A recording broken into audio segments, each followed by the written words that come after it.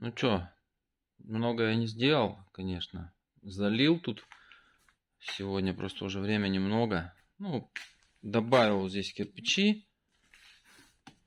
4 штуки. То есть, все. Ну, тут пойдет уже дальше зеркало.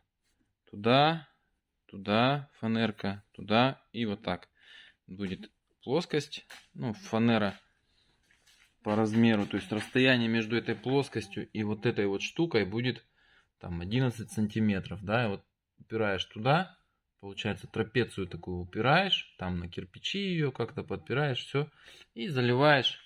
Здесь еще 2 ряда коричневого кирпича, вон того,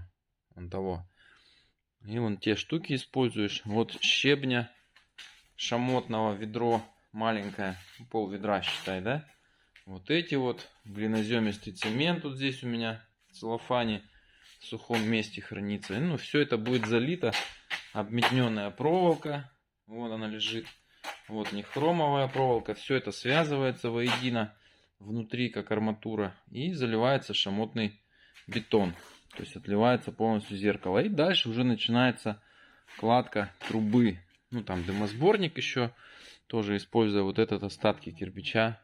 Тут жесткая экономия у клиента. Ну, короче, все. Завтра будет сюда 2 ряда дополнено.